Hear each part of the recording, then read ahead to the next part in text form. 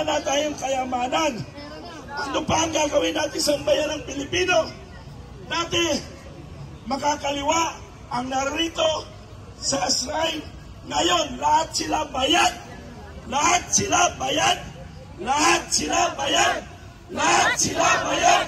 Lahat sila bayad. Magmula sa Supreme Court hanggang barangay. Bayad na.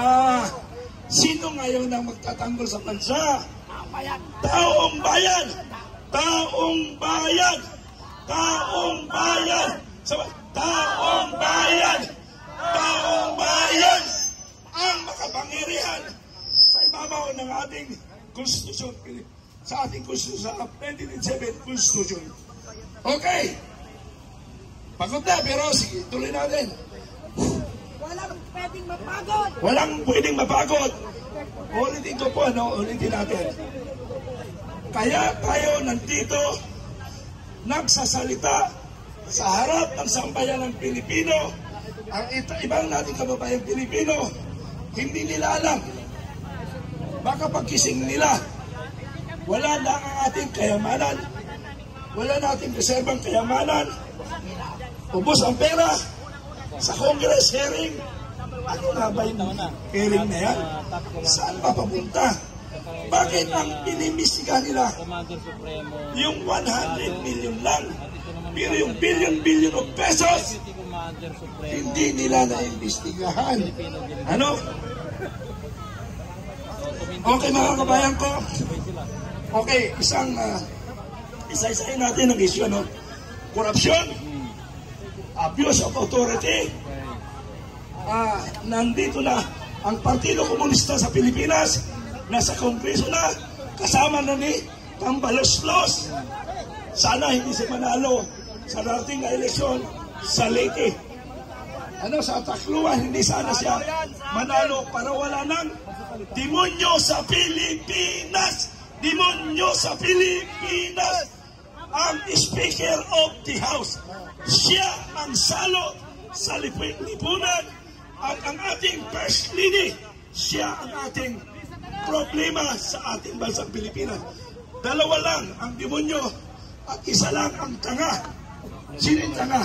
Si Bongbong Marcos.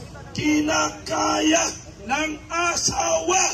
Kinakaya ng asawa. Kinakaya ng kanyang pinsan. Noong 1970s, 1980s, ang naghaharing pangalan Marcos at Romualdez. Ngayon, Marcos at Romualdez pa rin. Alam niyo, sa totoo lang, para sa kalaman, ako ay nakapagtapos ng kolehiyo sa pamamagitan ng Marcos Sr. Ang inaakala ko, yung 60 million more or less na itinutulong ko sa kanya pagkapanalo bilang isang vanguard of democracy, humiwalay ako.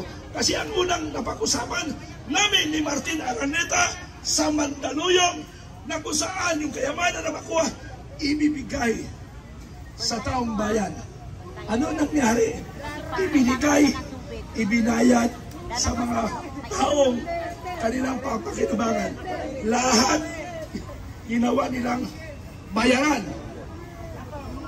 Mayayaman, mahirap, binabayaran nila para sa kanilang political ambition. So, ganun po. Okay, susunod ang ating kaibigan. Okay, isang palakpak para sa ating mahal na Vice President Sara Duterte. Isang palakpak na malakas. Okay, ang susunod ang ating isang tagapagtanggol ng sambayanang Pilipino. Alam niyo ba kung sino? Siya lang ang ating pag-asa na magtatanggol sa bansang Pilipinas. Sino pa ba? Sino pa ba asahan natin? Wala na! Natutuwag na lahat ang Pilipino. Pero nandito si Supremo Dado! alias Dado. Ibibigay po ang Ito na. Magsasalita na si Commander Supremo Dado. Ng Filipino Guerrilla Force. Magandang gabi sa inyo lahat. Mga kasama. Kaigsuunan mga magandang gabi sa inyo lahat. Thank you Thank you. At isang honor yun nandito kami. Isang honor. Kasama namin yung mga ingal, commander ng Filipino Guerrilla Forces. Awag nyo lang itaas yung kamay nyo. Makikilala kayo. Nandito. At yung mga nakikinig na Filipino Guerrilla Forces all over the country. One time, big time. Okay, one time, big time. Tapusin na natin to. Yun! Tapusin na natin to. Yun! Kasi mali eh. Okay. Bakit tayo nandito? Hindi pa nakakilala sa akin. Ako si... Ang pangalan mo? Dado! Dado Enrique. PMA class 83! 1983. Yes. First captain ng klase. Ibig sabihin nun, barumbado. Baron! Barumbado. Baron ng klase. Scout Ranger, US Ranger, Airborne, Nuclear, Biological, Chemical Defense. Cook! Sultanong tanin. Mamamatay tao. Yan. Noon yun, ngayon hindi na, mabit na ako. Talaga? Okay,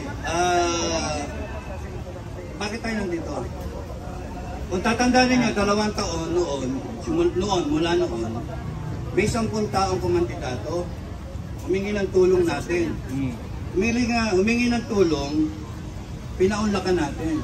Pinakinggan natin yung sinasabi niya at binigyan natin ng oras natin. Binoto pa natin. Ako binoto ko. Yung sa iba hindi binoto. Pero ako binoto ko. Binigyan ko siya ng oras ko. Na kahit ako walang pakialam, binigyan ko siya ng oras. Ngayon, fast forward, 2 taon na lumipas. Bakit ako nandito? Bakit kayo nandito? O bakit ka nandito? Bakit ka nandito? Nabudol! O nabudol. Minus 1, 31 million minus 1. 30,999,999. Minus 1, 39,999,990. O, diba? Bakit kayo nandito? Marcos Alex dyan! Ikaw, wag naman. Iyan mo na. Wag naman. Galit eh. Baka altipresyon. Ngayon, ba't tayo nandito? Ba't ako nandito? Gusto ko i-share sa inyo. Kami mga nung grupo ko, kaya kami nandito. Kasi gusto namin humingi ng oras sa kanya. Binigyan ko siya ng oras. Binigyan natin siya lahat ng oras. BBM, bigyan mo ng oras ang taong bayan. 2 taon na lumipas. Masama ba yung magbigay ka ng oras para sa taong bayan? We are seeking redress. We are seeking redress for our grievances. We are seeking answers. Kamasira yung speaker. We are seeking answers for whatever na kayo nararamdaman ninyo. Mataas ang bilihin. Yung bigas na pangako. Saan tama ka lang pangako ginawa? May pabahay. Nagawa ba? Hindi. Hindi. So, nandito tayo para gusto natin bigyan tayo ng pansin. Binibigyan natin siya ng pagkakataon. BBM, kung nadidinig mo ko, binibigyan namin kayo ng pagkakataon sagutin ang hinanaing ng taong bayan. Number 1, you take a hair follicle drug test. Pero alam namin, di mo papansinin. Bakit? Kasi alam mo, positive ka. Diba?